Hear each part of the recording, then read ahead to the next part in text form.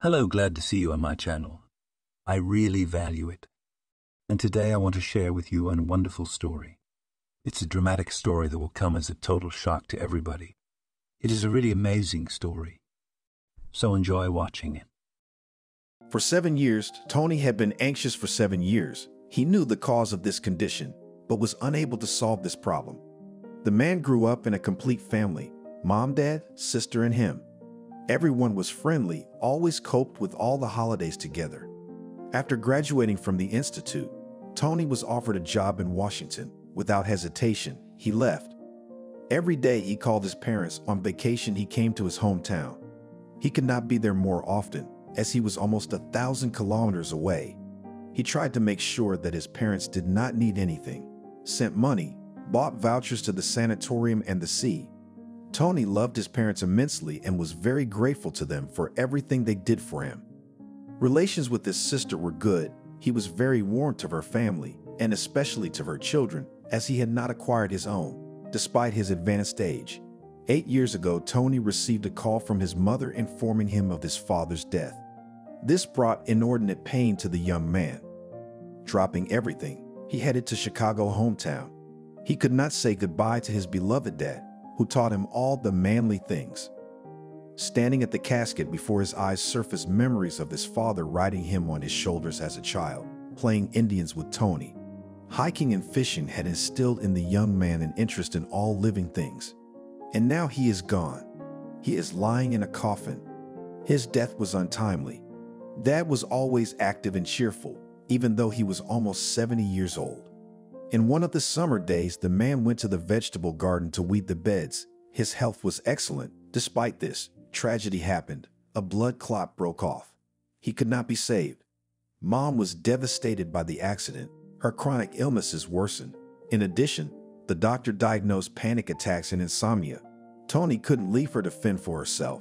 He was making good money, so he was going to take her to Washington, D.C., to hire a nurse who would take care of the woman while Tony earned money for their trouble-free future. However, he was unable to do so. Lily's sister suggested that her brother go home on his own and not worry about anything. Mother had a large house in Chicago. Its area was 220 square meters. In addition, there was a garden plot of 20 acres.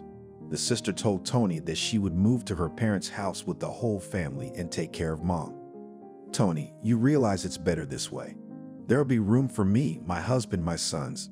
The grandkids will always be there for Grandma, brightening up her gray days. She'll get the care she needs, and you won't have to spend money on a nurse," Lily said enthusiastically. "Are you sure you can give her the professional care she needs?" "Well, I can't promise professional care, but I'll try." "Igor, that's my mom." "Okay, let's try. But please, if you realize you can't take the strain, let me know. Everything must be top-notch." "Don't worry." So, that same day, Lily and her husband Harry began to slowly move things into Angelica's house. The woman didn't mind the new tenants. She was devastated by the recent events that had happened. Tony said goodbye to his mother that same day and traveled to Washington, D.C. Daily, he called his mom, inquiring about her well-being. For 6 months, she wasn't looked depressed. And then the man began to notice that the mother became very happy when her son called her. This continued for some time. During the calls, the mother was always alone in her room, never around. After a while, the man's calls began to be answered by his sister. When Tony would ask why Angelica's phone was in her possession, Lily would reply that Mom had forgotten it in the other room. This was the case on a daily basis. When the sister would give the phone to the mom, the woman would blossom into a smile when she saw her son. All of Tony's suspicions and doubts vanished when he saw the happy woman. It went on like this for several months. One day, Tony became very anxious. He couldn't find a place to be, couldn't concentrate on his work. It seemed to him as if something had happened to his mom. A decision was quickly made to call Angelica. After he pressed the call button, the operator said that the subscriber was out of range. Panic gripped the young man, but he tried to reassure himself, as there were frequent outages in the Chicago neighborhood where his mom lived. For the next hour, the man tried to concentrate on work, but he was unable to do so. His heart was racing, his head was spinning with 1,000 thoughts that took all his strength. Tony couldn't wait any longer, so he called Angelica again. It happened again. His mom didn't get in touch. Something's happened, I'm sure of it. What if the trouble happened yesterday and I couldn't call because my phone charger broke? No, if something had happened, Lolly would have made sure to let me know about it. Tony decided to wait until the evening and then dialed the painfully familiar phone number again. After finishing his work, the young man got into this car and went home. At home, he made another 10-15 calls, which did not bring any result. He couldn't wait, so he called Lily. Hello? Lily, hi. It's been a long time. Of course, it's been a while. You only call your mom. You're not interested in how we're doing. Why do you say that? I'm very interested. I call my mom every day. You could have come over once so we could talk. But instead, you pick up the phone, take it to your mom, and leave. Why would I want to be there when you guys talk? What if you're keeping secrets? God, Lily, what secrets? Just normal, everyday conversations. Okay, I get it. Come on, confess, you're not just calling, the sister asked in an indifferent tone. Yeah, I can't get my mom on the phone since this morning. Oh, Tony, we've been out of touch all day. That's probably why you couldn't reach her this morning, and then she went to a friend's house tonight. You have to reset the phone after an outage, and mom doesn't know how to do that. Yes? Oh, okay. Then please, when she gets home, text me, no matter what time it is. Tony, what are you worried about? She's a grown woman who's entitled to run her life the way she wants. Yes, I understand, but she's still an old person with a bunch of diseases. Calm down, it's not the first time she's come to visit. After that, Tony and Lily talked for another 5 minutes. She told about her children's academic success, about her husband's being laid off at work, about their lack of money. The man immediately realized what his sister was getting at. Immediately after the conversation, he sent her the money. After that, Tony and Lily talked for another 5 minutes. She told them about her children's academic success, that her husband had been laid off at work and that they were short of money. The man immediately realized what his sister was getting at. Immediately after the conversation, he sent her money. His sister's consumerist attitude towards Tony had never satisfied him. He was offended that she saw him as a money bag. Every week, he sent money, which Lily was supposed to spend on the maintenance and a trouble-free life of their mother. Recently, however, the young man noticed that the mother lost a lot of weight and looked tired. Angelica tried to show that she was feeling well. Attempts to find out from her mother about how Lily and her family treat her were not successful. The woman kept changing the subject, telling her son how much she loved him. Those words distracted Tony from the reality of the situation. Sometimes he just thought about his mother's worsening chronic illnesses, so he didn't ask her directly, because Angelica didn't like to be pitied. After talking to his sister, there was a residue on his soul.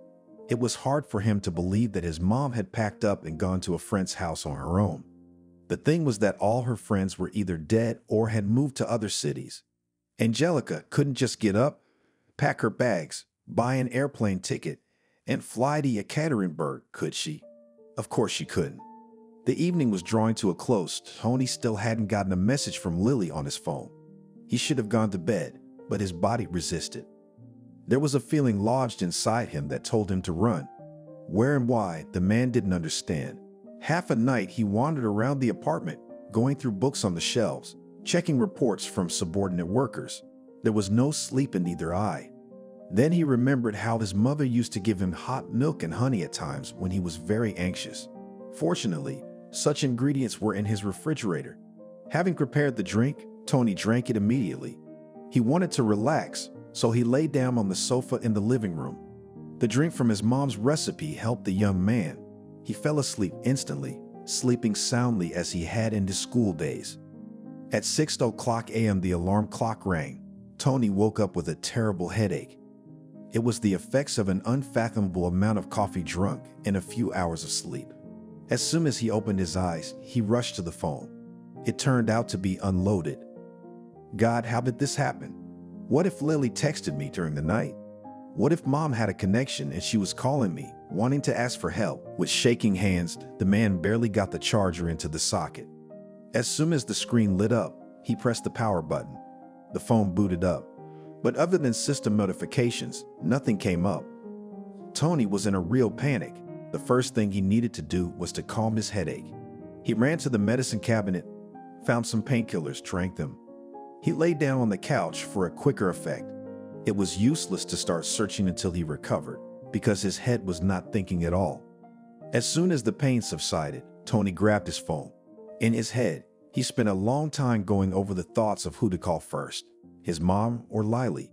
The choice was obvious. After he pressed the call button, nothing happened on the other end of the line. There was silence. The call cut off. He dialed again and nothing changed.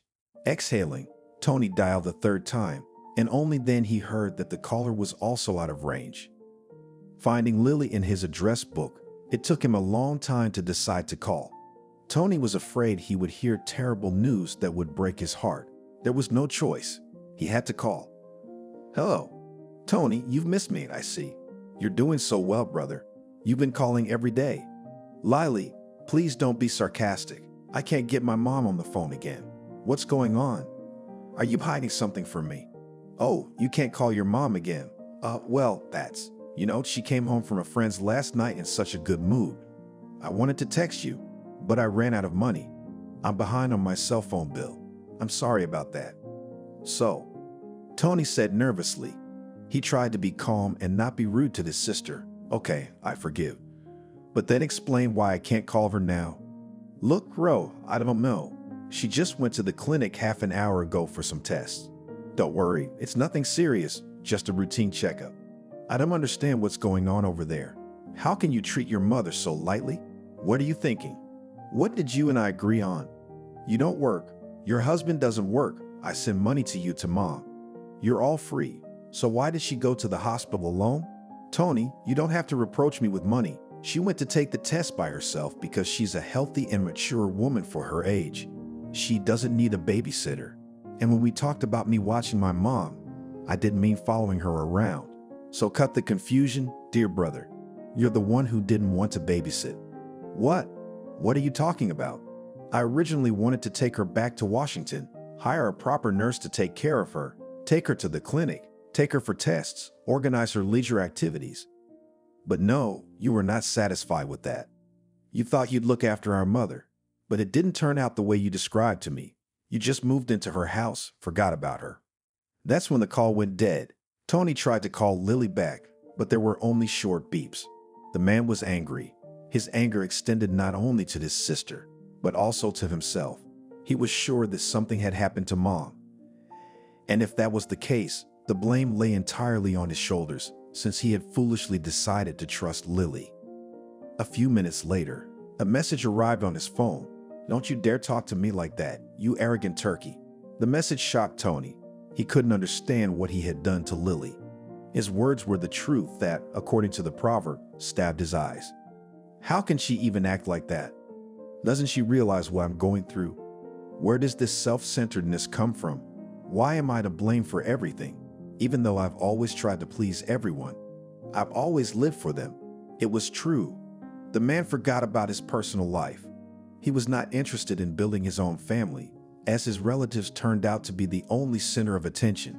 He worked for them, broke up with girls if they didn't support his zeal for his parents and sister. Basically, he lived only for them. He never refused to help, even if his sister asked him for a substantial sum of money.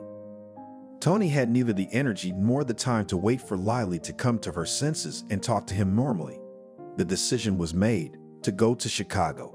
The way was not close, so the man called his employer and arranged for an unpaid vacation.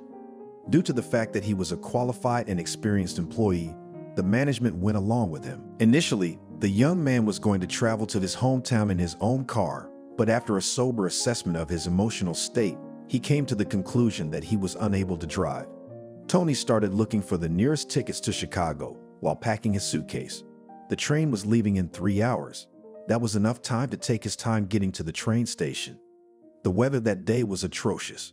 The freezing rain with a squally wind gave chills to everyone who just stepped over the threshold of his house.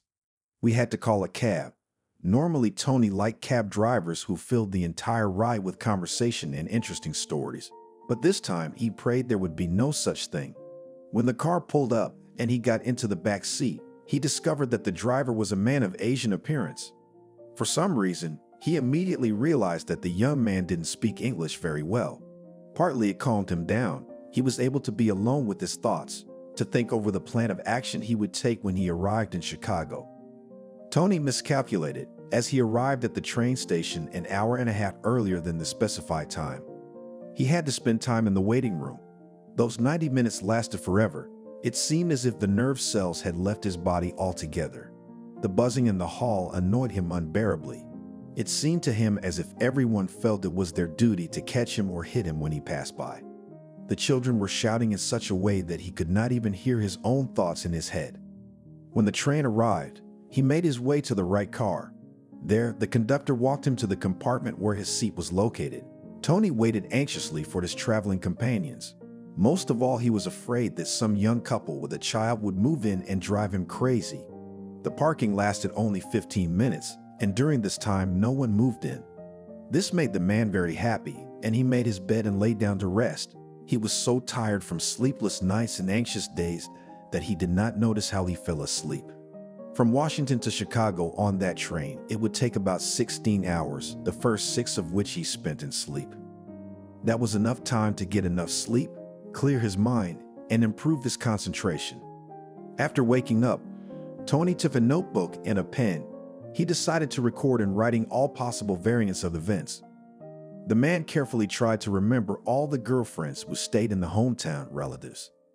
In addition, he wrote down those places in which his mother visited after the death of his father. There were not so many of them. Usually they were stores or some government offices. To distract himself, the young man began to read a book he had taken from his home library. He devoured the pages at a breakneck speed.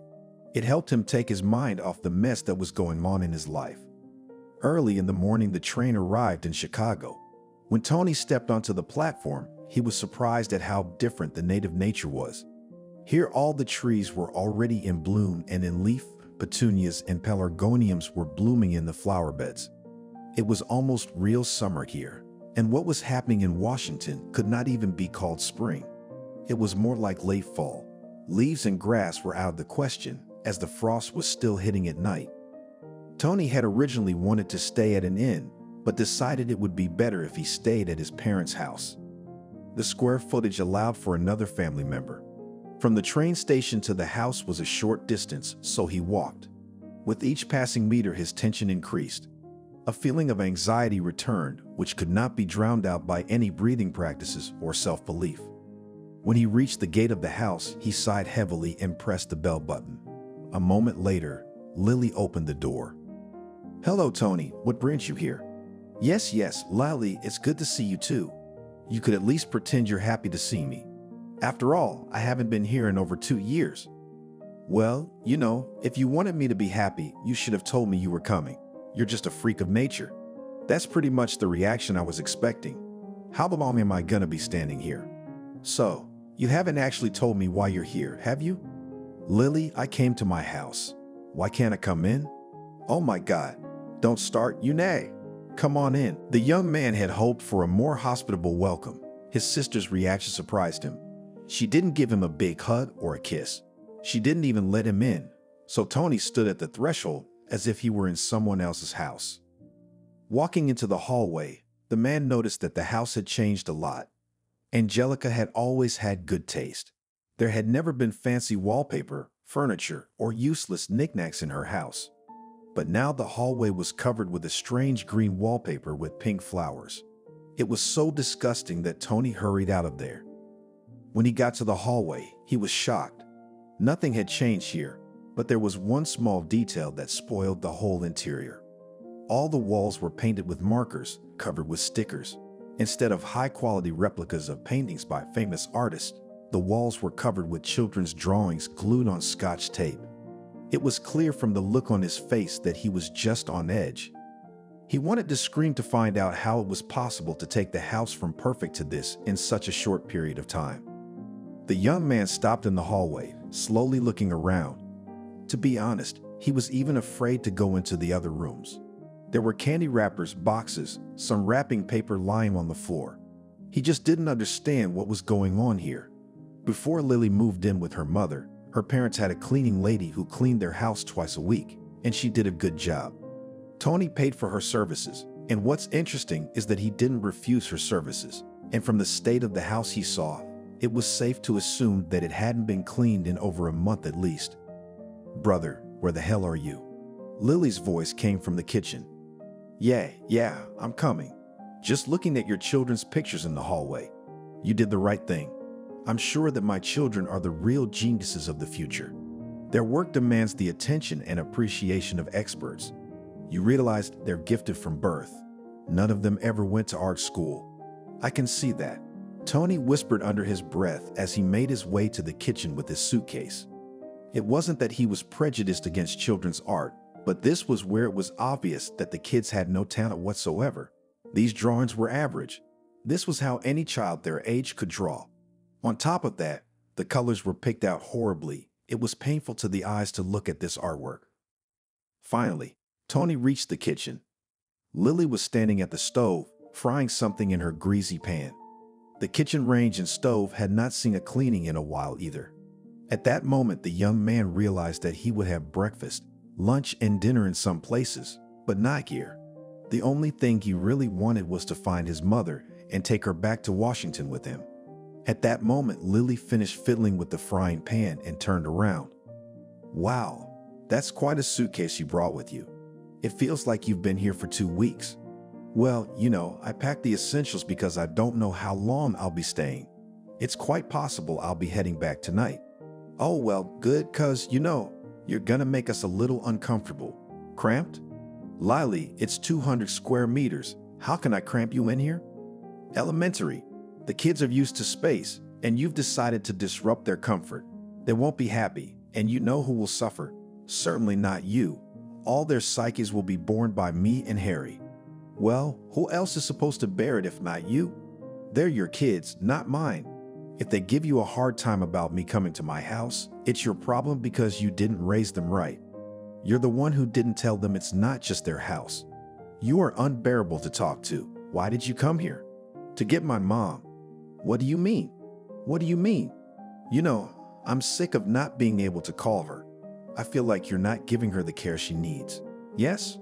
What makes you think that?" "Well, at the very least, look around. Why is it such a mess? I send you money every month for the cleaning lady's salary. I take it she doesn't come here anymore?" "Yes, you're right. I wasn't satisfied with the quality of her cleaning. I decided I could do a lot better."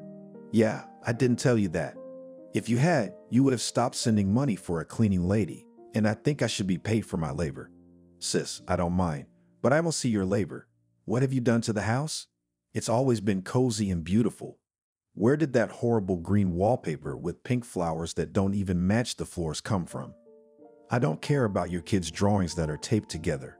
I don't care about those. But why are the walls covered in marker? What's all this garbage on the floor? Where's your labor that I'm supposed to be paying for?" Lily rolled her eyes, put her hands up a little, and very haughtily continued talking to the kids is never in order. "Believe it or not, I was cleaning just yesterday morning. Yeah, sure, there's some artwork on the walls, but I've been planning to do some renovations for a long time anyway. I pray to God it's not like the hallway." "Well, that's not for you to decide. You don't live here. So let the choice be left to the tenants." Tony's indignation was unparalleled. How could she behave like that? Why doesn't she put him on an equal footing with her? Why does she treat him like he's just some man off the street? There were 1,000 questions in his head that he couldn't find answers to. Lily, meanwhile, was trying to prove that there was only one mistress in this house, and it was her. He couldn't stand hearing that her family should be prioritized. What kind of priority could they talk about if her husband didn't even work and they lived on the money Tony sent them? Tony's indignation was boundless. How could she even behave like this? Why doesn't she put him on an equal footing with her?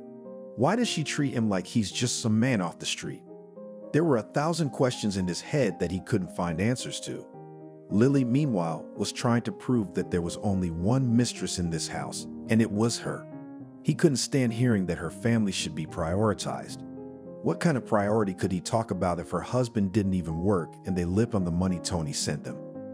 When her sister tried to prove anything, she just lost her temper. Tony was reminded of Megara, as told in the ancient myths. She was a bit like her. Lily usually started gesticulating and jumping up and down when she started yelling. It made her hair rise up and look like snakes. A frightening sight, of course. Tony wasn't the kind of man who liked scandals. Yes, no doubt he wanted to be heard and bring the truth to Lily. But she denied it, didn't take his words seriously. And when he made a cogent argument, she simply made him laugh. He thanked God that neither Harry nor their children were in the house. If his nephews had been circling him the whole time, he wouldn't have been able to talk to his sister like that. He had never understood those parents who scandalized in front of their children. After all, a child should grow up in love and understanding. And if parents were constantly fighting, or even worse, fighting, children began to take it as a norm. Tony began to suspect that in this house no one showed any respect, much less love, for the mother. At first, the grandchildren were happy, but then they sat on their necks, begging for money and gifts. Time passed, and Lily was still not calmed down. The thing that pissed her off the most was the fact that Tony was standing there stone-faced. She didn't understand why he was so calm. The man's mind was just a breeze at this point. He stopped listening to his sister's words, as most of them were just the usual nonsense and innuendos of self-centeredness. What stressed him the most was the fact that there was no mother in the house. To be more precise, he was sure that Angelica never showed up at home. He wondered why Lily was trying to avoid the subject of their mom. Every time Tony turned the subject to her, it was as if some demon was awakening in Lily, trying to blame the man for some ridiculous situations. He was just waiting for his sister to run out of steam. It had to be a while. She should run out of energy or vocabulary anyway. She had been blaming Tony for a lot of things lately, and sooner or later the reasons for her discontent would be over. She would stop talking, and she would be able to listen to her brother. Well, at least he thought so. Half an hour later, Lily fell silent and leaned with both hands on the kitchen table. She was all purple in color. It was obvious that she was overwhelmed with anger. Tony realized she was angry that he had arrived unannounced and caught her off guard. "Is that it? Can I talk now?" Tony asked in a calm tone. "Go ahead, say what you want and get out. I don't want the kids to see you here. It's certainly interesting why I can't see my nephews, but still, I came for one reason only. I haven't seen or heard my mom in a long time. I understand she's not home now. You're so smart. Yes, you're right. You just have to let her know you're coming over. She didn't know, so she went to a friend's house to visit. Look, I heard that yesterday and the day before that. I asked you to call me when Mom got home. You didn't. In fact, you stopped picking up the phone from me altogether. What am I supposed to think?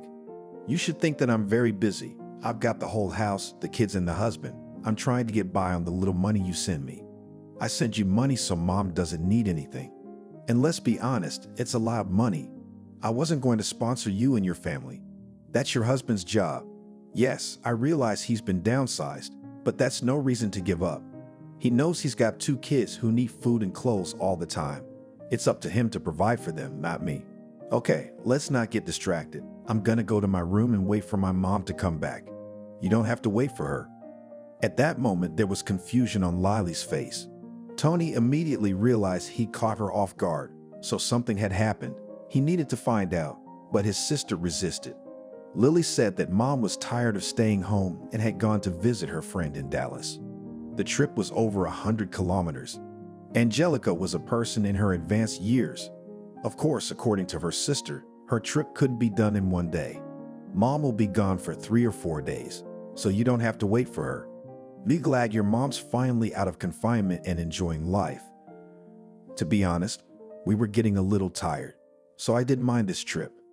It's weird, spontaneous decisions like that. That doesn't sound like Mom at all. So, who's that friend she left behind? Yeah, what's her name? Oh yeah, Lucy. Aunt Tonya. I don't get it. Did she go to the cemetery for 5 days? Are you stupid? What cemetery? The usual cemetery, Lily. She buried Aunt Tonya 3 years ago. Where did you let your mother go? Oh, so I was wrong. Lily's eyes darted from side to side. Lily, admit it. What's wrong with Mom? Yeah, I'm telling you nothing. She went to her friend's house. How many times do I have to tell you? But I must have gotten the name wrong. Maybe she said she was going to Lucy's grave with her friend. I just didn't realize it. What about her cell phone? There's nothing wrong with her phone. We just talked 3 hours ago. Lil, don't you think it's weird that you talked to her 3 hours ago and I can't get her on the phone for 3 days? What's weird is that your cell phone is so lame. Have you tried calling your cell phone carrier's hotline? Maybe you have some kind of call filtering. You know, carriers sometimes activate services you've never even heard of. I use an online account. I don't have any services. The sister couldn't find any words to say to him. She just flung her arms out to the sides and shrugged her shoulders. They stood in silence for a few minutes, after which Lily went out onto the veranda to smoke. Tony decided to wait for her in the house, watching her through the window. Lily, however, was in no hurry to go back out. After finishing the first cigarette, she lit the second one immediately. Her eyes were staring off into the distance, as if into the void. Barely perceptible movements of her lips said that she was worried, rehearsing another tantrum. Tony got tired of waiting and went out to her. His sister didn't even turn around, continuing to smoke and mutter something to herself. She didn't even notice that there was someone else on the playground. The young man came closer to her and put his hand on her shoulder. She jerked in surprise. She looked frightened, choking on the smoke from her cigarette, coughing, tears streaming from her eyes. Yeah, they weren't the tears Tony would have expected. Lily, I only ask one thing. Please tell me the truth. Where's Mom? The woman took a deep puff, inhaled the smoke, and let it back out. Her eyebrows were drawn together. It was clear she was trying to think of an answer. Lily wasn't prepared for this development. She was clearly hiding something.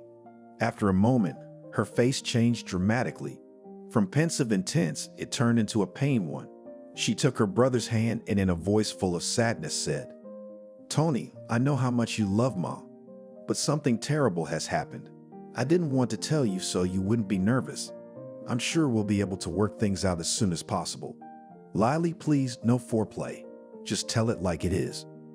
You see, my mom left the house 3 days ago to go to the store and disappeared. What?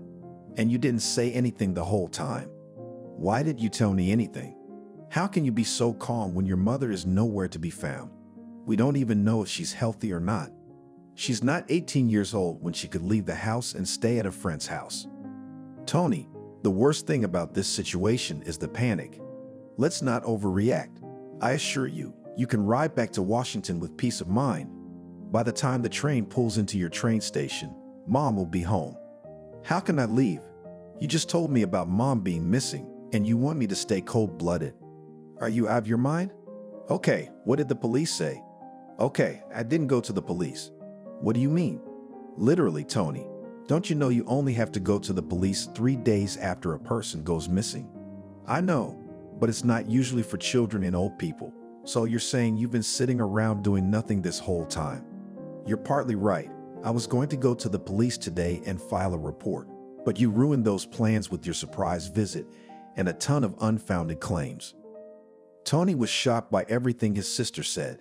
How is it even possible that your parent goes missing and you don't even scratch your head? Where did Lily get all the indifference from? Meanwhile, the girl stood and talked about how she had started to notice her mother's strange behavior lately. She wanted to observe her for a while so that she could make an appointment with the doctor and describe all the symptoms. She hoped the doctor would prescribe a treatment that would bring her mother to her senses. The man didn't understand what his sister was talking about because the last time he talked to his mother was a few days ago. He hadn't noticed any strange behavior on her part. Her conversation was also stacked, interesting. Tony was sure that Lily was making it all up. She thought that if she presented her brother's mother in a bad light, his love would diminish and he would stop caring about her altogether. But that was impossible because she was lying. Tony knew it, but there was no way he could prove it. When Lily noticed that her brother was not being affected by her rehearsed speeches, she decided to make a move. At one point, she just broke out in a wild cry, fell to her knees on the floor, and started screaming. Do you really think I don't care about her? I don't. I'm holding on with all my might. My children love their grandmother very much.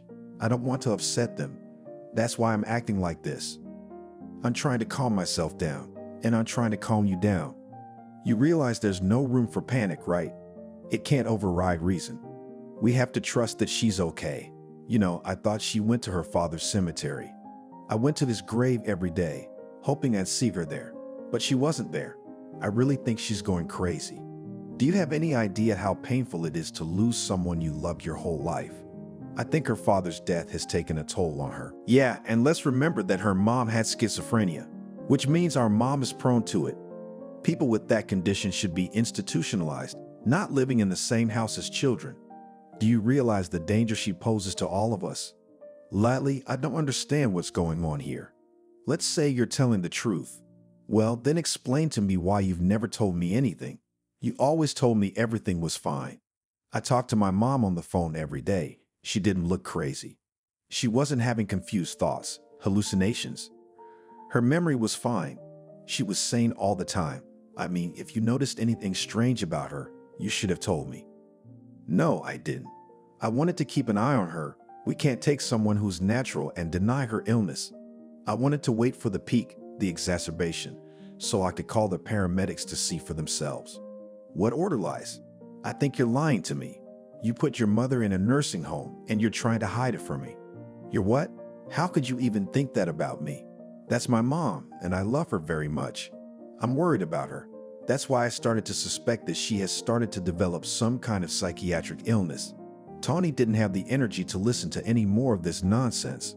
Looking into his sister's crying eyes, he turned around and went into the house, grabbed his suitcase, and headed upstairs to this room on the second floor. He realized he was going to be here for a long time. After arranging his things on the shelves of the closet, the man sat down on the bed, took his phone in his hand, and began to think about where to call first. Tony made the decision that the first thing to do was to go to the police. Taking a quick shower, he changed his clothes and went to a nearby parking lot that had car-share cars. After choosing a car, he drove to the nearest police station. He was met at the entrance by the officer on duty, who inquired about the reason for his visit. Tony described the situation in detail, saying that his mom had disappeared from home 3 days ago. He brought a photo, described some vivid signs by which she could be easily recognized. The officer on duty took the statement and told Tony to go home, not to worry, and the police would do everything for him. He wanted to believe that, but he knew very well how the officers worked. The last thing they were happy about was that they had to take all their will into their fists to put all their energies into finding a man they didn't care about. Nevertheless, there was nothing more Tony could do. He walked out of the police station and headed for his car. When he got behind the wheel, he didn't know where he was going. Nobody was waiting for him at home, or rather, his sister was waiting for him with a new portion of claims. So he decided to stay in the car and call all the hospitals and morgues.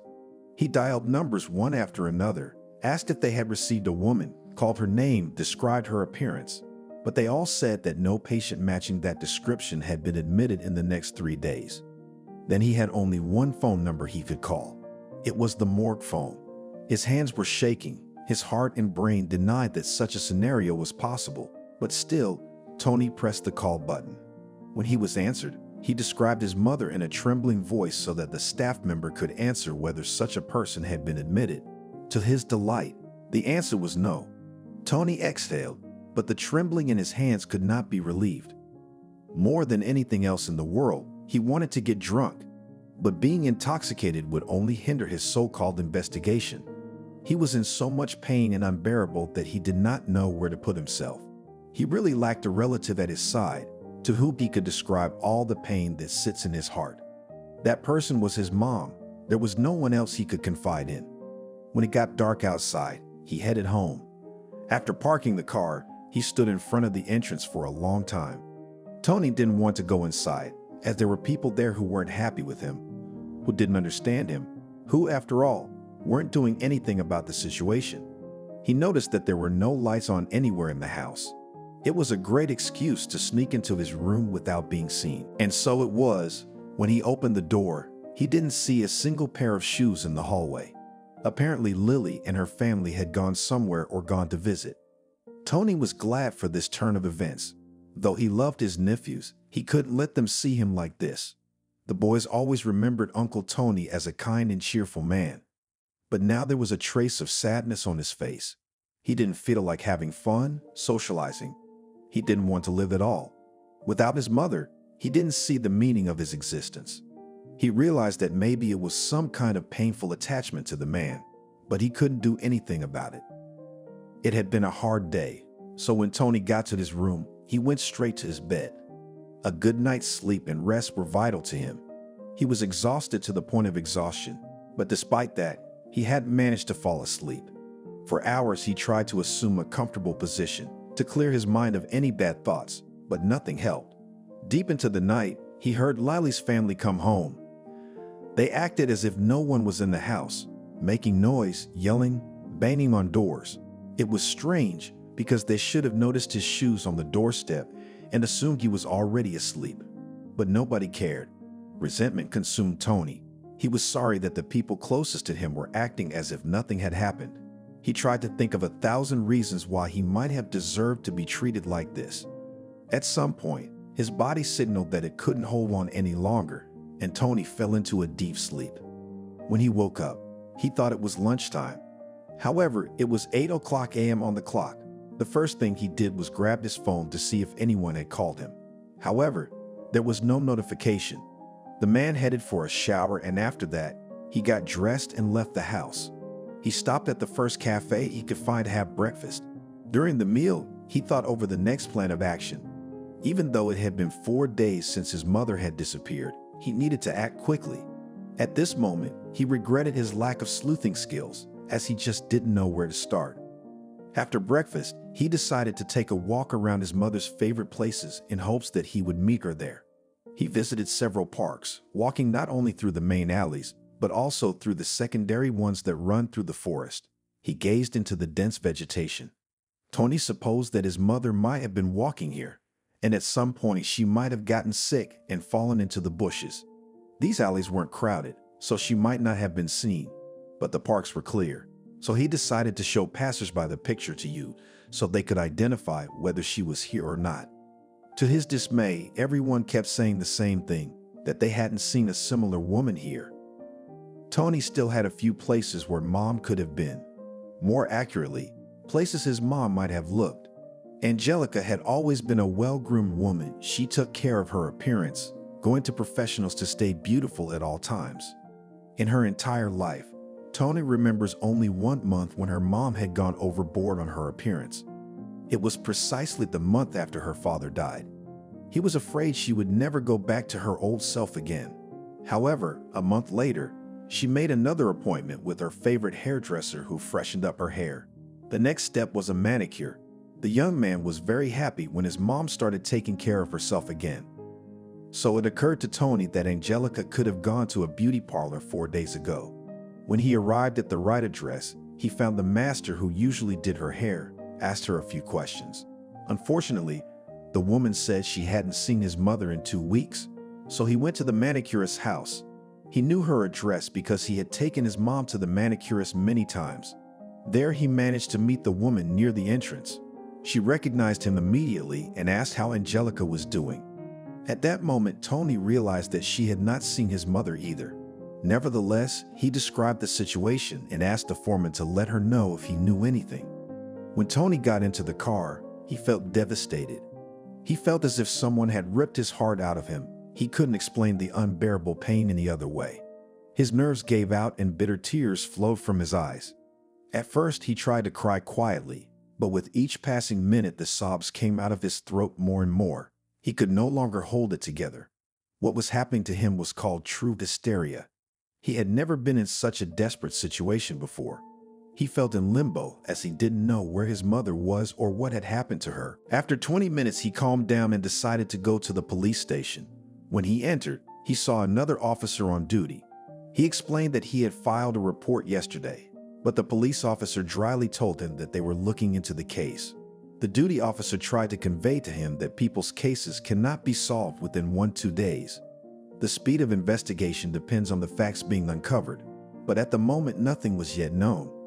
Much to Tony's surprise, he learned that his sister and her family still hadn't been called in for questioning. He was outraged by the inaction of the police, but he couldn't appeal to a higher authority since little time had passed. Before heading home, the man decided to take a walk around the places he and his mom used to frequent when he was young. They had a great fondness for the live corner that was located in the Central Park. They'd always bought special food for the animals at the entrance. Most of all, they lingered at the pond where swans, ducks, and turtles swam. That was the case this time too. When Tony entered the living corner, he went straight to the pond. There he sat down on a bench and began to feed the birds. The turtles were not interested in his food, as it was mostly vegetable. He could not take his eyes off the family of swans, which included a male, a female, and a brood of chicks. He tried several times to count how many there were, but kept losing count. The man decided to try his luck once again, picked up his cell phone and dialed his mother's number. He did not know that she would not answer him, but he considered it his duty to call until the whole situation was clarified. So he did. Then the end of the line said the caller was out of range. He felt tears welling up in his eyes again, and the lump in his throat swelled to unimaginable proportions. There were kids and their parents running around, and Tony couldn't help but think of all the times they'd spent weekends as a family at this wildlife sanctuary. More than anything, he wanted to go back to that time when childhood was carefree and mom and dad were there for him. He had never imagined that he and his sister would go their separate ways, that their relationship would fall apart.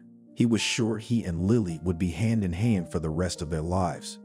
But unthinkable jealousy and self-interest had taken over his sister. It seemed to him that their paths would never cross again. When he got home, he was greeted on the doorstep by Lily and Harry. It was clear from the look on their faces that they were not happy. Mentally, he began to go over the reasons that could have put them in this state again. "Well, hello, brother." "Hello, guys. How are you guys doing?" Tony asked with a sad smile. "Thanks to you. Not so good." "What have I done again?" "Don't you get it?" Harry started talking in a high-pitched tone. "I don't understand. I haven't been home all day. I can't even guess what happened here." "Tony," Lily started the conversation with a serious look, "I understand you filed the police report. I was just telling you yesterday that I didn't want the kids to know what was going on. And it feels like you're doing this out of spite. Can you explain what happened?" "We've been called in for questioning because of your statement.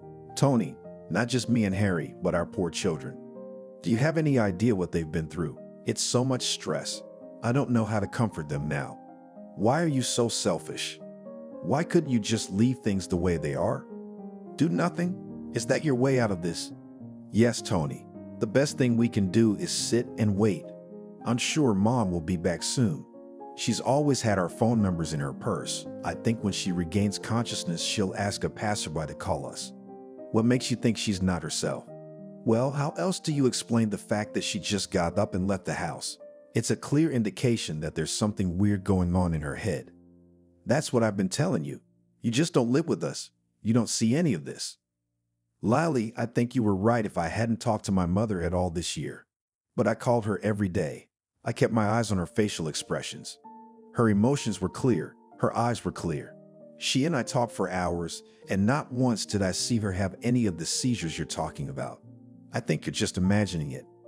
To be honest, I think you just got sick of your mom and were looking for an excuse to get rid of her." "How dare you say that? Who do you think I am? I gave up everything, moved into her house, moved the kids to another school to make it easier for them to go to school, and you say such nonsense. I've never spoken ill of any of my relatives, much less my own mother. The time you spent talking was a drop in the bucket.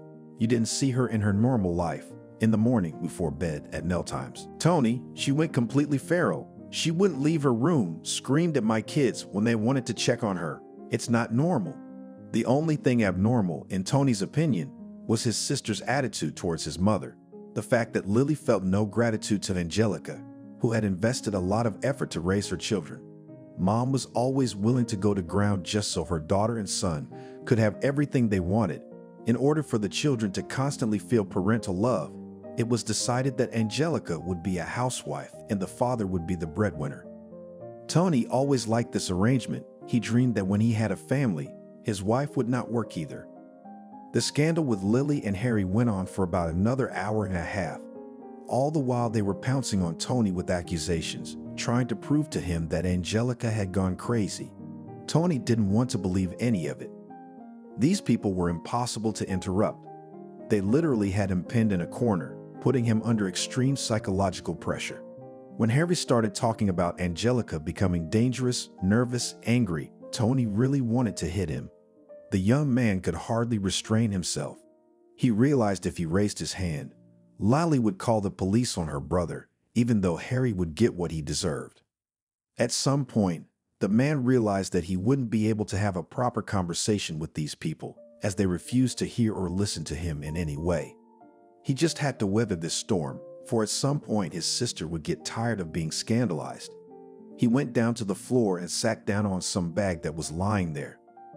There was a look of surprise on Lily and Harry's faces. They would have expected anything from the man, but not this dead calm. The secret to this state of Tony's was simple. He was simply tired. He had no energy for anything else. The man realized that it was useless to stay in this house. Despite the fact that he had every right to live there, he would not be given peace. Such tantrums and scandals would take place every day. The voices of his sister and her husband echoed lightly in his ears as his head was filled with other thoughts. He needed to get out of here, but where exactly he was going he hadn't decided yet. It seemed like a good idea to Tony if he moved into a hotel. But there was one problem. He didn't know how long he'd have to stay in Chicago. The phone was silent. His mom still wasn't picking up, or rather was out of range. The search for her was dragging on. He hadn't heard from the police. Going back to work was a stupid idea. Because of his constant worries, Tony could not concentrate. His work was monotonous and required a lot of attention. To get back to work, Tony decided to make an appointment with a psychiatrist tomorrow. This doctor should help to calm his high level of anxiety, as well as return normal and deep sleep, because recently he was often bothered by insomnia, which left him with no energy throughout the day.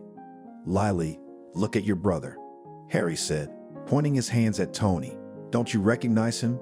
He looks just like your mother." "Lily, he's as crazy as she is. We give him logical arguments and look at him. He doesn't even hear them. He's in his own separate world. That's why he wants to find her so badly, because apparently she's the only one who understood him. A madman will always support a madman.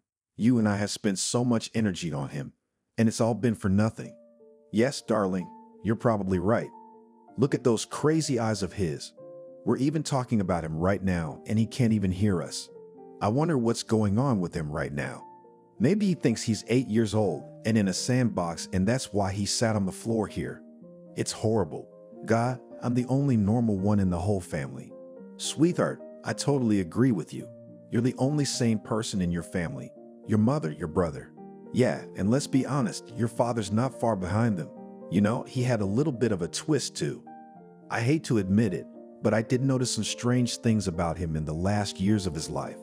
Yeah, well, you see, those broken genes passed me by and went to my dearly beloved brother.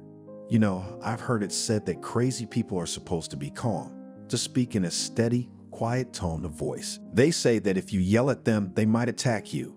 So, darling, let's be a little quieter, or we'll never know what hit us. God forbid that 2-foot-tall closet comes at us and bites us. Then we'll have to get rabies shots." "That's it," Tony said in a quiet voice, raising his head at his companions. "Have you spoken? Can I speak now?" Lily and Harry's faces changed in a second as they realized that Tony was conscious, heard, and understood. Both of them crossed their arms over their chests, letting him know they were ready to hear him out. "Okay, so the only people with broken genes here are you. Lily, you know, I'm not saying anything about your husband since he's a stranger to our family. But I really don't understand how you can be so disgusted with your family, your past. Throughout your life, you were enveloped in parental love, affection. You were not denied anything, paid for your education, your desires. And now you're standing there talking shit about your parents who gave it all to you. I think I figured out what really happened. Mom probably just left the house to go to the store and never came back. Something must have happened to her, or I can't explain why she's not here. You were fine with it. So you didn't go to the police. You didn't tell me. That's what you wanted, because you wanted this house for yourself.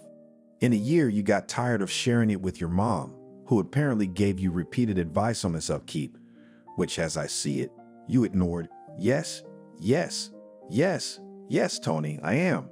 You got that right. Yeah, I'm sick of living with my mom, taking care of her, treating her ailments. You know, I want to live my own life. I have a husband, children. I have to live for them. For them. Is that too much to ask? No. And if Mom left home, it's because she wanted to. If she was in her right mind, she'd come back. As it is, Harry and I have told you many times that she's out of her mind. She's a huge danger. I think she'll be found by people who'll have her committed to a mental hospital. Tony, you realize that's the only place that can give her competent help. I can't do it. Jesus, you're a demon in the flesh. Why didn't you tell me about this? I would have been there in a heartbeat. I would have found her quickly, but now where can I find her? Can you tell me? Even if she's out of her mind, as you say, she's in double jeopardy. Lily, what if she's dead? Have you thought about that? Of course I have. If she's dead, that's good too. It's a huge weight off our shoulders. We don't have to carry her around anymore. You don't have to indulge her every whim anymore. What whims? What are you talking about? So you think our mother deserves to die because you're having a hard time with her? And what I don't understand is, if she was so hard on you, why didn't you tell me? Lily, in that case, I would have come and gotten her. And if she didn't want me to, I would have hired 24-hour caregivers who would rotate between her. I haven't told you about how hard this is for me because I don't want to leave this house. Who cares if you do or don't want to? You have your own house where you lived before. You could go back there and that's it. I don't want to live in our 2-bedroom with the 4 of us anymore. This is exactly where we belong. We're spacious and comfortable. The most logical thing would be to put my mother in the 2-bedroom and have a nurse there to look after her. But I'm pretty sure you would never have agreed to that. Of course I wouldn't. Mom's used to living in this house. It's her home. Our father built it for everyone. And you've quietly decided to take it away. And from whom? My own mother. Why does she have to move into your 2-bedroom? You don't like living there. Then you should have bought a bigger apartment or a house. With what money? You know very well what our financial situation is. Dad's dead. Mom doesn't need a big house like this anymore. Well, it's not that important. To have money, dear sister, you have to work. Honestly, I'm just shocked. I don't understand what's in your head. Why are you so selfish and greedy? You get involved with this Harry of yours and you turn into a monster. I'm ashamed to be related to you. And remember, Lily, if anything happens to your mother, it's on your conscience. At this point, Tony freaked out, shoved Lily and Harry out of the way and went to his room. Closing the door behind him, he sat down on his bed. He was satisfied that he had told her everything he thought. He realized that Lily wouldn't take any of his words seriously as long as her husband Harry was around. For some reason, he had a very strong influence on the woman. Now, Tony was sure that when Lily asked him to send money, it was not her wish, but Harry's. Her husband didn't like to work at all. In his few 27 years, he had changed about 10 specialties. Every job he held for more than 3 months. Sometimes he was lucky. After quitting his previous job, he found a new one. And sometimes the breaks between dismissal and employment were about half a year. How were they ever going to live in this house without Tony's support? In the winter, the utility bill was over $5,000. That's an insurmountable amount for a family with no one working. After everything that happened, Tony wasn't going to help his sister's family financially. This only shows one thing, that the utility debt would only increase every month. At that moment, the man felt sorry for his sister. After all, he knew the real her. What she had become after marriage, it was hard to even call her a human being. There was no gratitude, no mercy left inside her. She had become a real witch. Her mother had always instilled the skills to take care of her appearance, which Lily had successfully used for most of her life. But lately she botched it all and had become like a common hackneyed woman. It was a shame, because she was very beautiful and still young. So finding himself in his musings, Tony spent the next hour and a half. He was still demanding action. He realized that he couldn't do it to look for his mother. It would take the strength that had deserted him almost a week ago. He hoped that the police would handle the case and would contact him as soon as something was known. Of course, the officers didn't inspire any confidence in him, but there was nothing to be done. Tony got up from the bed, went to the closet and pulled out his suitcase. He stared at it for a long time, unable to make up his mind to start packing it. He was afraid that as soon as he left Chicago, Mom would be found, and now she would have to be rescued from the clutches of her conniving and evil sister. What if the neighbors started whispering after he left? What if they think he doesn't care enough about his mom to let it all go? How would he explain to them all in absentia that he cared? He'd done everything he could. Tony abruptly started shaking his head from side to side as if to knock those bad thoughts out of there. The time came. The man began to pack his suitcase, alternately putting shirts, sweaters, and pants in there. When the suitcase was full, Tony put the lid on it, looked around his room once more, buttoned it up, and headed for the exit. Tony didn't feel comfortable going downstairs as his sister's children were there. He loved his nephews very much, but because of their mother, he couldn't even look at them. He tried not to look around, walking purposefully towards the door.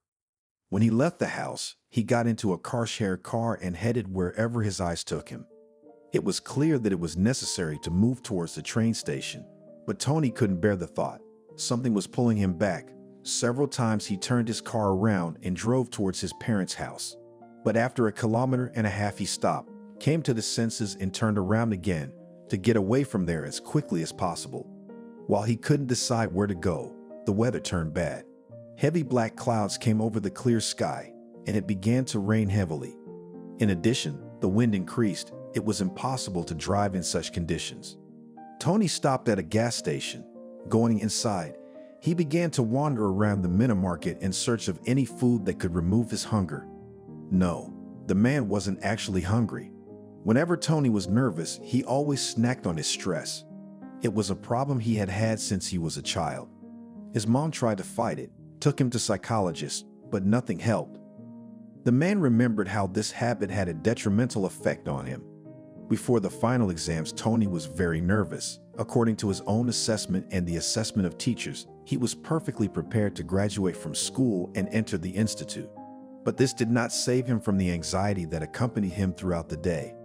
At this point, Tony especially often snacked on candy, chips, and buns. After 2 months, he noticed that he didn't fit into the fancy suit his parents bought him for graduation. The young man got on the scale and was dumbfounded. In just 2 months, he had gained almost 20 kilograms. There were only 2 weeks left before the graduation. Even with a strong desire, he would not have had time to lose weight. Parents saw that their son was very upset. They did not scold him. The next day, they all went together to buy a new suit. This calmed Tony down a bit. After that incident, when such breakdowns happen to him, he immediately takes up sports. This helps to burn off the calories he consumed during the stressful time. Thanks to sports, although rare, Tony has always been in good shape. At the Minimart, the man bought chips, chocolate bars, soda, and some hot dogs. He didn't eat it all in the cafeteria located in the same building, but went to his car. He was sure he would not be able to handle everything he bought. However, he was wrong. Literally 20 minutes later, all the bags were empty. His stomach was full. However, the hunger caused by nerves was going nowhere. It was beginning to irritate Tony. At one point, he rejoiced at his condition as he had new emotions. Throughout the week, he had been filled with anxiety, sadness, and longing, but now he was also irritable. The rain was still falling, and he couldn't go. He had to make some time for himself. Tony noticed that the car was parked under an awning. At that moment, he decided that the best way to spend his time would be to play sports. The man went outside, rolled up his sleeves and pants, and started squatting. When he had already done 3 approaches of 45 times, he began to do push-ups. The damn asphalt chilled his hands, so he couldn't do them for long. To somehow come to his senses and cool his emotions, Tony came out from under the awning, and the freezing rain fell on him. Cold drops ran down his entire body, and the man felt as if he were slowly coming to his senses. His mind was becoming clearer, his thoughts clearer. He finally realized that there was nothing he could change. The only true solution was to go to the railroad station to buy a ticket to Washington and go back to his old life. He continued to stand like that until he was soaking wet. People were looking at him from the windows of the Minimart. They were wondering who was this crazy man who was so happy about the rain. He didn't care about the people around him. If any stupid action helped him to come back to life, he would do it. As chills began to hit his entire body, Tony headed for the trunk of the car. Opening it, he began to look for dry clothes in the suitcase that he would put on now. He immediately realized that getting into the car in wet clothes was a stupid idea. so he started to undress right outside. Some of the onlookers came close to the windows, not embarrassed by his excessive interest. Having stripped down to his underwear, he got into the back seat of the car. There, dressed in warm and dry clothes, he realized he had made a big mistake. He didn't have an umbrella, which meant he had to get out the back door and into the front seat. He didn't want to get wet again, so he started climbing across the cabin to the driver's seat. He had a hard time doing this because Tony was 190 centimeters tall. His long legs had to be lifted as high as possible without dirty shoes. As soon as he managed to do so, he put the keys in the ignition, started the car, and headed for the train station. Dropping the car-share car in the train station parking lot, Tony picked up his suitcase and headed for the ticket office. He really wanted to get a good night's sleep, so he made the decision to buy a compartment outright so he wouldn't have any traveling companions later on. The train was fast. The journey would take 16 hours. That's enough time to rest. The train arrived in 2.5 hours. During this time, Tony had time to go shopping, buy food for the trip, a book, a notebook, and a pen. To stay in touch, he went to a cell phone store and bought a power bank. When he got back to the train station, it was 15 minutes until the train arrived. Tony was very happy with the fact that he had managed to keep himself engrossed for those 2 hours, and he had no extra time to think about his problems. Checking into the compartment, the first thing the man did was to eat dinner. It was hard to call it dinner. He brewed himself a 3-in-1 coffee, took out 3 pies with potatoes, which he bought in the supermarket, and put sausage on top of them. It turned out to be a kind of sandwich. After eating, Tony immediately drank 1 tablet of sleeping pills, which he bought at the pharmacy in front of the train station. The medicine acted very gently. Tony's body gradually weakened, his eyelids became heavier, and then became more and more confused and did not stay in his head for long. The man himself did not realize when he fell asleep. He slept very deeply, woke up only at 10 o'clock in the morning. Tony felt that his body was filled with strength. His eyes were not puffy and red. This was undoubtedly the best thing that had happened to him in the last week. When the train stopped at the station, Tony felt calmer at heart. He knew he was going home now, where no one would bother him, no scandals would be made. And so it was.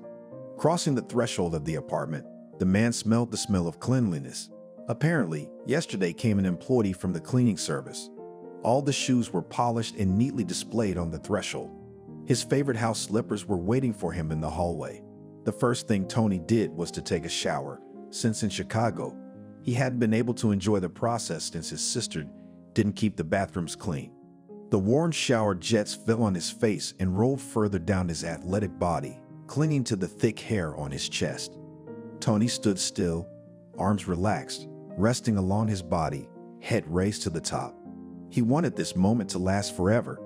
It felt as if the warm water was filling the holes on his soul. Stepping out of the shower, the man put on a soft terry cloth robe and headed to the dining room where his phone lay. He was worried that while he was showering, he might get a call from the police to tell him the news. Taking the phone in his hands, he saw that it only had system notifications on it. Again, his heart clenched in his chest. Tony realized that anxiety was once again gripping him. It had to be followed through. It was impossible to live with these symptoms. Tony made an appointment to see a doctor. That same day, he went to a private clinic. The young man described to the doctor the situation that had happened in his life, telling him about the symptoms that were haunting him. The man was diagnosed with anxiety on the background of a stressful situation with periodic insomnia.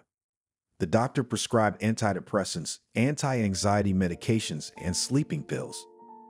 After the appointment, Tony went to a pharmacy where he bought all the medications the psychiatrist had prescribed. He took the pills that evening and, to his surprise, fell asleep that night with no problems.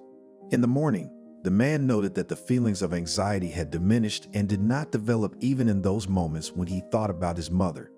His concentration came back to normal after another 2 days. Then Tony decided that now he was ready to go to work, called his supervisor and warned that he would start his duties tomorrow morning. Waking up in the morning, the young man felt great. His body was filled with energy. That morning, for the first time in a long time, Tony exercised. He needed it because during the so-called vacation, he gained a few extra pounds. After training, the man went to shower and then dressed in his expensive suit. At the workplace, he preferred to look great, even though there was no dress code. Upon entering the business center, Tony was greeted by all the employees with sincere smiles. He was appreciated by all the employees, as such professionals could not be found day by day. Tony went to the office of the general director. Victor greeted him warmly, shook his hand firmly, said that it was difficult for them to cope with all the tasks without him. The boss wasn't aware that Tony's mother was missing. The man felt it was not a good idea to immerse people in his problems. Most of all, he didn't want to be pitied. He was holding up well. The pills were doing their job 100%. Every day Tony started the same way. In the morning he took a dose of antidepressants. They had a positive effect, and only one side effect was that the man had almost completely lost his appetite. In principle, it did not bother him, as he stopped overeating when stressed. He managed to lose almost 7 kilograms. The day ended with taking anti-anxiety and sleeping pills. It went on like that for 7 years. Of course, he made breaks in the use of drugs, so that the body did not develop a habit to them. These breaks lasted no more than 2 months. After that time, Tony's anxiety and apathy returned. During these periods, he would again see a psychiatrist who would again write a prescription for the medication. All this time, Tony tried to call his mother, but the phone was still unavailable. He did not communicate with his sister.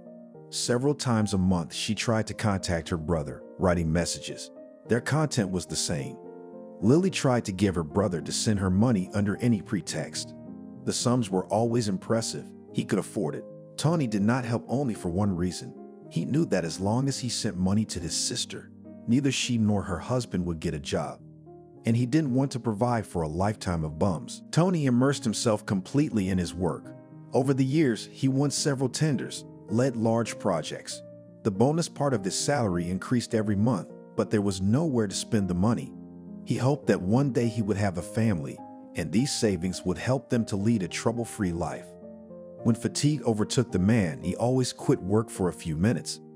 This time he would spend on industrial gymnastics. It helped to restore blood flow, to give his eyes a rest. Tony often went to the window to take his mind off his work for a while. At these moments, he was glad that his office was on the 3rd floor, because from here he could look at people and animals. He liked to watch the passers-by who were hurrying about their business.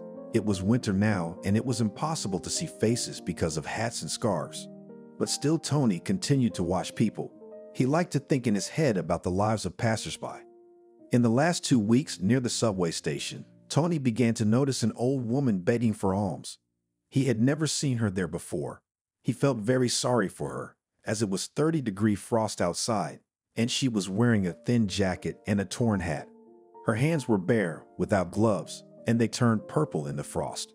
A huge crowd of people always passed by her, and practically nobody noticed her. Every 100 minimum threw some change. What the woman earned for the day would barely be enough for a loaf of bread and kefir. At least, that's what Tony thought. Every day he felt more and more sorry for the old woman.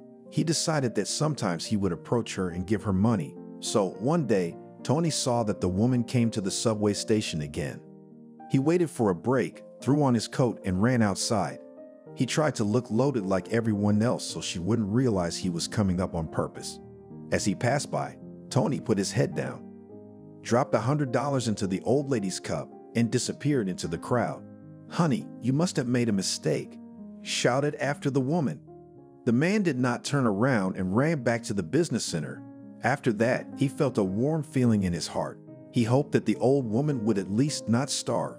When he returned to the office, he ran to the window again to see what would happen next. The man saw that the woman was sitting. Apparently, she was crying as her face was covered by her palms. Passers-by paid no attention to her. When she calmed down, she gathered herself and left in an unknown direction. Hopefully, she'll be able to eat properly today and keep warm. Maybe she can even buy herself some gloves. No, she can't. I should have given her more money. She won't have enough for this. We live in Washington, not Chicago. All evening after work, Tony couldn't stop thinking about that woman. It was strange to him that he hadn't seen her in that place before. In the 7 years he'd spent at the window, he'd known almost every passerby by sight. And this woman had been there for a reason, he thought. Tony berated himself for not giving the old woman more money because he had the opportunity. If he had given her $500, she would have been able not only to eat well, but also to buy some warm clothes. The man decided that next time he would put more money in the cup. Waking up in the morning, Tony got ready for work, got in his car, and drove to the bank to withdraw cash. This money he was going to donate to the woman. When he got to work, the young man often went to the window, but this stranger didn't show up today. Tony hoped that nothing bad had happened to her and went back to his work. The old woman near the subway station didn't show up until 3 days later. As soon as Tony saw her, he rushed outside. He was in such a hurry that he forgot to put on his coat. As he ran, snowflakes fell on his jacket and melted on the warm fabric. When he reached the woman, he put $500 in her cup. "Yeah, what the hell is this? Man, you must have mixed up the bills." Again, the woman shouted after him. Tony, like last time, decided not to turn around. Only when he reached the corner of the building, he stopped. Quietly peeking out, the man noticed that the woman was standing with a confused look. It was clear that she had never received such money since she started begging. She cried again, frantically hiding the bill in the inside pocket of her jacket. When she left, Tony headed back to his workplace as well. The woman didn't show up for about a week. When Tony saw her again, he noticed that she had a new hat and scarf, and scarlet woolen gloves were visible on her hands. The last time he had helped her, the CEO had seen him. Afterward, Victor had a conversation with Tony, told him that the beggars near the subway were real professionals. He was convinced that in a day they collect at least $1,000 from people. "Tony, it's great that you have such a good heart, but I still recommend you stop feeding these bums." Tony was sure that this woman was not like that and really was in a difficult situation, but still decided to listen to the manager. It seemed to him that Victor could not be wrong, as he considered him a wise man. Tony tried to put that woman in the scarlet gloves out of his mind, but it was all to no avail. During the week, he still went to the window several times a day and looked at her. It was clear that she had already run out of the money he had given her. The old lady could barely stay on her feet. That afternoon, Tony brewed some coffee, walked over to the window, and carefully started drinking it. The woman was there again. Every day she looked worse and worse. The man's heart clenched at such a picture, so he decided to go to his desk. Just as he was about to leave, he noticed that a passerby had thrown the remains of the sandwich into the trash can. At the same moment, the old woman went to the trash can and took it out to finish it. God only knows what went through Tony's mind at that moment. He set the coffee on the coffee table and rushed to the coat rack to grab his coat. He began to dress as he went, shoving aside the employees in the hallway who were trying to hold him up, asking him stupid questions. Hands in the coat pockets began frantically searching for money. There was only $30 in cash. It would be enough for a heavy dinner in some canteen on the outskirts of the city. Running out of the business center, Tony prayed the woman would be there near the subway station. As soon as he ran out into the plaza, he noticed the woman had turned to face the building. It was obvious she was eating something. "What are you doing?" "Here, this is enough to eat. I don't have any more." Tony shouted like a frantic man, grabbing the old woman's hand. The woman turned around, tears in her eyes. Tony realized that she had never experienced such humiliation as she had today. Unable to utter a word, she lowered her eyes to the floor. Once the tears in her eyes had dried, she began to raise her head to thank her benefactor. Such a sight made Tony's heart clench in a vise. "Thank you, sweetheart. God bless you," the woman said in a quiet voice, looking down at his chest. Tony was just about to answer her when the old woman looked up. The man's legs jerked up. The woman let out a huffing moan. He couldn't believe his eyes. He saw his mother. Yes, much older, but it was her. The gift of speech was gone. "Okay, Tony, come to your senses. That can't be Mom. She disappeared in Chicago. She couldn't have gotten to Washington." Tony tried to calm himself down. "Tony, my boy, how long I've been looking for you?"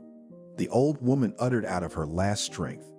The man fell on his knees, hugging her legs. There was no longer any doubt.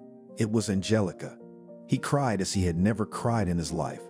Passers-by stopped, whispered, filmed, laughed, but Tony didn't care. The dream he'd been living for the past 7 years had come true. His mom had turned up. Angelica leaned over and put her arm around her son's shoulders. She was exhausted, barely able to stand on her feet. Tony couldn't calm down for 15 minutes. As soon as he came to his senses, he got to his feet, picked Angelica up in his arms and carried her to the car. All this time the woman was silent, only tears streaming down her cheeks. Putting his mother in the car, Tony called his supervisor, said that there was a force majeure and he needed to go away for a few days. The man promised that on his return he would tell Viktor Pavlovich everything. Initially, Tony was going to take his mother home and on the way to buy food. He wanted her to eat and warm up as soon as possible. But then, having soberly assessed Angelica's condition, he decided that it was necessary to go to the hospital. He did not dare to go to a public hospital, so he went to a private one. There they were quickly registered. The woman was examined and several diagnoses were made, including frostbite and exhaustion. Tony noticed, as he carried his mother in his arms, that there was virtually nothing left of her. The attending physician advised a few days in the hospital under constant observation by doctors and nurses. Tony immediately agreed. His mother tried to object, but she had no strength for it, so she trusted her son. The first thing, Angeliki was put in a single room fed. Food was not a problem here, thank God. Everything was very tasty. The woman was hooked up to an IV and left alone with her son. Mom held Tony's hand as tightly as she could. She was afraid of losing him again. They sat in silence. Each was afraid to start a conversation. After half an hour, Tony decided to break the silence. Mom, you can't imagine how happy I am. For 7 years, I've prayed to God that you'd be alive. Your health will be fine, don't worry. You need to rest and regain your strength. Why don't we save the conversation we're afraid to have until after you're discharged? Okay, son, I've come such a long way. I'm scared. What are you scared of? I don't want to stay here. I'm afraid I'll never see you again. Mommy, what are you doing? I won't leave you. Do you want me to stay here with you all the time until you're discharged? I'll buy a cot, put it here, and I'll be with you all the time. Mom, I couldn't bear to lose you again. That's how it worked out. Tony talked to the management. They went out of their way to meet him. He wasn't the only person who asked to be with a patient throughout treatment, so they had several cots in their office space. Tony got one and some bedding and came to his mother's room and began to settle in. One day he left her alone. When she fell asleep on the first day, the son called Viktor Pavlovich and arranged a meeting. Their conversation took place in a cafe not far from the clinic, so that in case of emergency, Tony could easily get there. The man told the general director the whole story from the very beginning to the end. Viktor was surprised by Tony's courage and resilience. He admitted that he himself would not have been able to survive what was ahead of his subordinate. The supervisor was a little ashamed that he had recommended Tony to stop feeding the old woman who was begging at the subway station. He had no idea it would come out like this. The CEO said Tony could take an indefinite leave of absence. He could come back to work when his mom was back to normal. After this conversation, the man went to the clinic. Mom was still asleep. He changed his clothes and settled down next to her on the cot. All week, Tony did not leave his mother's side. He saw with his own eyes how every day her condition improved and her weight gained. Mom was getting happier and happier every day. In the evenings, they watched television together. In addition, Tony read books aloud to Mom. She, like a child, quickly fell asleep to his monotonous reading. By the end of the therapy, the woman was already confidently on her feet and moved independently on the body. She and her son started going out to the park and walking there in the evenings. When she was discharged, Tony said they would be going home now. The woman's face sank into sadness. He couldn't understand what had happened. Son, why don't you take me back to where you picked me up? What? The man's eyes practically popped out of his orbits. He hadn't expected such an extravagant request. Tony, I just don't want to get in your way. You've been with me all week, and I'm just now realizing I ripped you away from your family. Your wife probably hates me by now, even though we don't know each other. God, Mom. Tony burst out laughing. What family? I still don't have a family. You're my family. Whoa, son, how come? You're old enough. Mommy, I haven't had time for this. Well, you're gonna have to deal with it someday, and I'm gonna get in the way. Well, stop talking. We're going home, and we'll think about a plan of action later. After these words, Tony put his mom's seatbelt on, started the car, and headed towards home. It had been a long time since he had been there. He already missed his kitchen and his bed.